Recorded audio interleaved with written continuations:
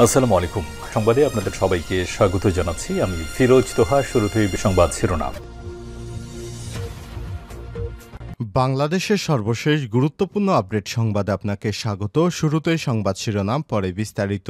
শুরুতেই জানাবো, রাজধানীর সায়েন্স ল্যাবে সংঘর্ষ থামাতে কাঁদানে গ্যাস এবং সাউন্ড গ্রেনেড নিক্ষেপ। এরপর জানাবো, ঢাকা সিটি কলেজ সরিয়ে নেওয়ার দাবি। ঢাকা সিটি কলেজকে বর্তমান অবস্থান থেকে সরিয়ে নেওয়া সহ ৯ দফা দাবি জানিয়েছে ঢাকা কলেজের শিক্ষার্থীরা। আর সন্ধ্যার পর ঢাকা কলেজ অডিটোরিয়ামে আয়োজিত এক সংবাদ সম্মেলনে এই দাবি জানান তারা। এদিকে শেখ হাসিনার বিরুদ্ধে যুবলীগ কর্মীর মামলা। এবার সাবেক প্রধানমন্ত্রী শেখ হাসিনার বিরুদ্ধে মামলা করেছেন এক যুবলীগ কর্মী। এতে শুধু হাসিনাই নয়, মামলার আসামি করা হয়েছে সাবেক স্বরাষ্ট্রমন্ত্রী সহ ১৮৭ জনকে।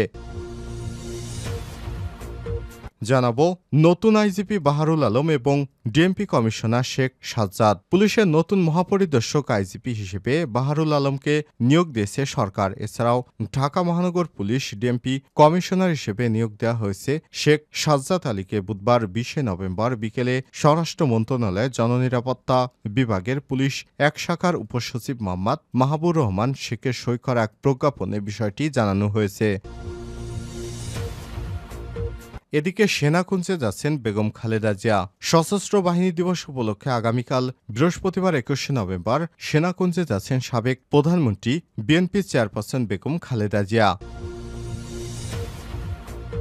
এবং সর্বশেষ জানাবো, পদত্যাগপত্র জমা দিয়েও চাকরি ছাড়তে পারছেন না নির্বাচক। পাকিস্তানের জাতীয় দলের নির্বাচকের দায়িত্ব থেকে পদত্যাগের ঘোষণা কয়েকদিন আগে সোশ্যাল মিডিয়ায় পোস্ট দিয়েছিলেন সাবেক তারকা ক্রিকেটার মোহাম্মদ ইউসুফ। পরে পদত্যাগপত্রটি পাকিস্তান ক্রিকেট বোর্ড পিসিবির বরাবর পাঠিয়েছেন তিনি, কিন্তু বোর্ড সেই পদত্যাগপত্র গ্রহণ না করে তারকা এই ক্রিকেটারকে ধরে রাখতে বদ্ধপরিকর। প্রিয় দর্শক, এতক্ষণ শুনছিলেন সংবাদ শিরোনাম, এবারে বিস্তারিত।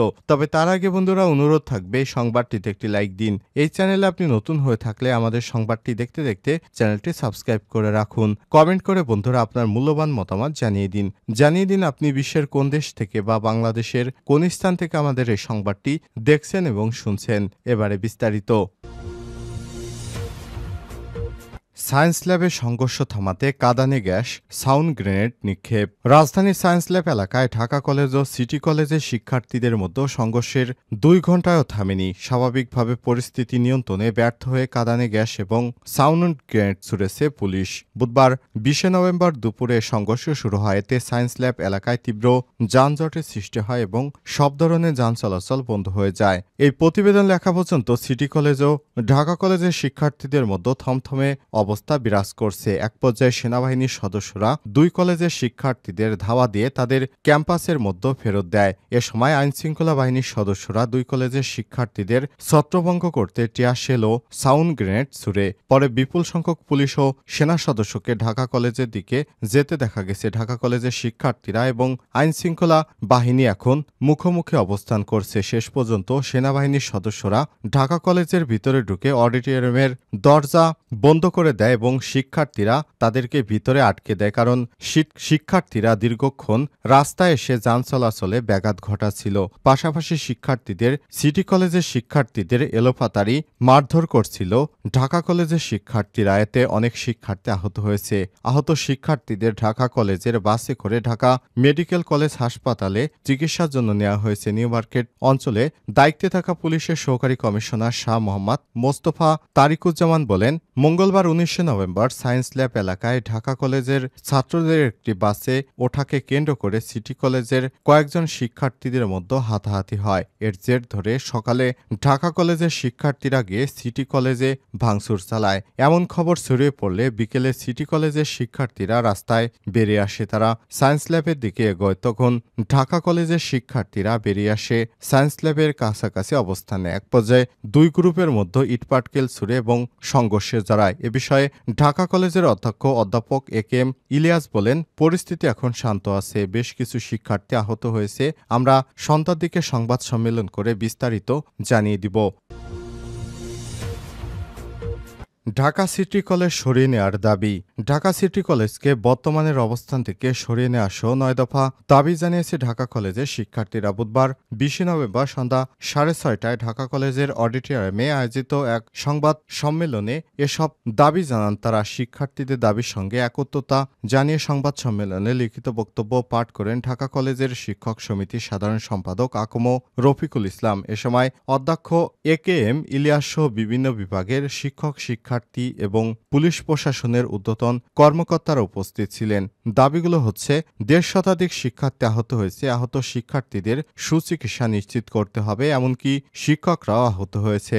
২. আমাদের স্থাপনায় সেনাবাহিনী সরাসরি হামলা ও ভাঙচুর করেছে, যা আমাদের জন্য লজ্জাজনক। এ হামলায় সংশ্লিষ্ট জড়িত প্রশাসনের ঊর্ধ্বতন কর্মকর্তাদের বিরুদ্ধে ব্যবস্থা নিতে হবে। ৩. বিশেষ করে দায়িত্বরত পুলিশ কর্মকর্তা যারা এই হামলার নির্দেশ দিয়েছে তাদের পদত্যাগ করতে হবে। ৪. ইতিমধ্যে সকল বিশৃঙ্খলার সঙ্গে সিটি কলেজের কতিপয় সন্ত্রাসী শিক্ষার্থীরা দোষী সাব্যস্ত হয় এবং পরবর্তী সংঘর্ষ এড়াতে সিটি কলেজকে হস্তান্তর করতে হবে। সিটি কলেজে যেসব শিক্ষকরা এই নিন্দনীয় ঘটনার সরাসরি নির্দেশ দিয়েছে এবং জড়িত তাদের আইনের আওতায় আনতে হবে। ৬. এই ঘটনার সুষ্ঠু তদন্তে স্বরাষ্ট্র উপদেষ্টাকে সশরীরে ক্যাম্পাসে এসে পরিদর্শন করতে হবে। ৭. এই হামলায় জড়িত সেনা ও পুলিশ ঊর্ধ্বতন কর্মকর্তাকে ক্ষমা চেয়ে পদত্যাগ করতে হবে। ৮. বৈষম্যবিরোধী ছাত্র আন্দোলনে ৭ শিক্ষার্থী নিহত হয়েছে এবং শত শিক্ষার্থী আহত হয়েছে, তাই পরিকল্পিতভাবে ঢাকা কলেজের ১৮৪তম প্রতিষ্ঠাবার্ষিকীতে হামলা করে বর্তমান সরকারকে ব্যর্থ করার পরিকল্পনা করা হয়েছে, যাতে সরাসরি সিটি কলেজ এবং পুলিশ জড়িত ছিল। ৯.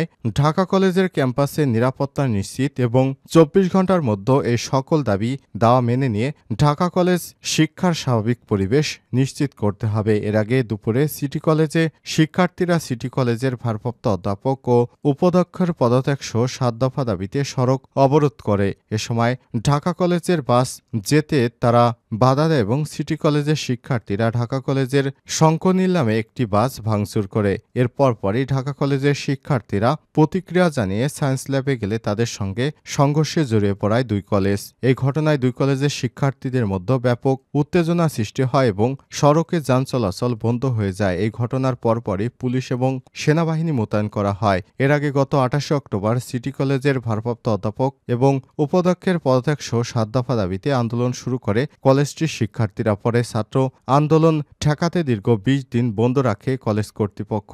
এরপর ১৯ নভেম্বর কলেজের একাডেমিক কার্যক্রম চালু হয়। শনিবার ১৬ নভেম্বর কলেজের অধ্যক্ষ ভারপ্রাপ্ত অধ্যাপক কাজী নিয়ামুল হকের সই করা বিজ্ঞপ্তিতে বিষয়টি নিশ্চিত করা হয়েছে। শেখ হাসিনার বিরুদ্ধে যুবলীগ কর্মীর মামলা। এবার সাবেক প্রধানমন্ত্রী শেখ হাসিনার বিরুদ্ধে মামলা করেছে এক যুবলীগ কর্মী। এতে শুধু হাসিনাই নয়, মামলার আসামি হয়েছে সাবেক স্বরাষ্ট্রমন্ত্রী সহ ১৮৭ জন। যুবলীগ কর্মী হয়ে শেখ হাসিনা সহ আওয়ামী লীগের নেতাকর্মীদের বিরুদ্ধে মামলার বিষয়টি নিয়ে ইতিমধ্যেই শুরু হয়েছে ব্যাপক আলোচনা সমালোচনা। বুধবার ২০ নভেম্বর শেখ হাসিনার বিরুদ্ধে করা মামলার বিষয়টি জানাজানি হয়। এর আগে সোমবার ১৮ November Chattogram metropolitan magistrate Jewel দেবের আদালতে মামলাটি দায়ের করে নগরের নন্দনকাননের বাসিন্দা কফিল উদ্দিন। পরে আদালত police bureau of investigation PBI তদন্তের নির্দেশ দেয় বলে জানান আদালতের বেঞ্চ সহকারী নূরে খোদা। কফিল উদ্দিন কেন্দ্রীয় যুবলীগের সাবেক উপ অর্থ বিষয়ক সম্পাদক হেলাল আকবর চৌধুরী বাবরের অনুসারী হিসেবে পরিচিত। তার বিরুদ্ধে বৈষম্যবিরোধী ছাত্র আন্দোলনে হামলার অভিযোগ সহ অস্ত্র এবং মাদকের একাধিক মামলা রয়েছে। শুধু তাই নয়, গ্রেপ্তারের হয়ে কারাবাস করেছেন একাধিকবার। অনুসন্ধান থেকে জানা যায় বাদী কফিল উদ্দিন নিজেও বিভিন্ন মামলার আসামি। তার বিরুদ্ধে নগরের কোতোয়ালি থানায় অস্ত্র এবং মাদকসহ ৩টি মামলা এবং আনোয়ারা থানায় একটি সাধারণ ডায়েরি জিডি করা হয়েছে। এছাড়াও গ্রেপ্তার হয়ে একাধিকবার কারাগারে গেছেন তিনি। রাজনীতিতে চট্টগ্রাম নগরের বৈষম্যবিরোধী ছাত্র আন্দোলনের হামলায় নেতৃত্বদানকারী যুবলীগ নেতা হেলাল আকবর চৌধুরীর অনুসারী হিসেবে পরিচিত তিনি। কফিল উদ্দিন নগরের নন্দনকানন এলাকায় একটি থাই অ্যালুমিনিয়ামের দোকানে চাকরি করেন। এদিকে পুলিশ জানিয়েছে বৈষম্যবিরোধী ছাত্র আন্দোলনে হামলার অভিযোগে গত ১০ই নভেম্বর কোতোয়ালি থানায় কফিলসহ ২৭৮ জনকে আসামি করে একটি হত্যা মামলা দায়ের করে মোহাম্মদ রায়ান নামের এক যুবক। অথচ এমন একজন আসামি খোদ নিজে দলীয় প্রধান শেখ হাসিনা সাবেক স্বরাষ্ট্রমন্ত্রী আসাদুজ্জামান খান কামাল, সাবেক মহাপুলিশ পরিদর্শক আইজিপি আব্দুল্লাল মামুন ও ২৬ জন পুলিশ কর্মকর্তা সহ ১৮৭ জনের বিরুদ্ধে মামলা করেছেন। এতে বিস্মিত হয়েছে অনেকেই। মামলার এজাহারে উল্লেখ করা হয়, গত ৪ আগস্ট নগরের নিউ মার্কেট গোলচত্বর এলাকায় বৈষম্যবিরোধী ছাত্র আন্দোলনে অংশ নেয় কফিল উদ্দিন।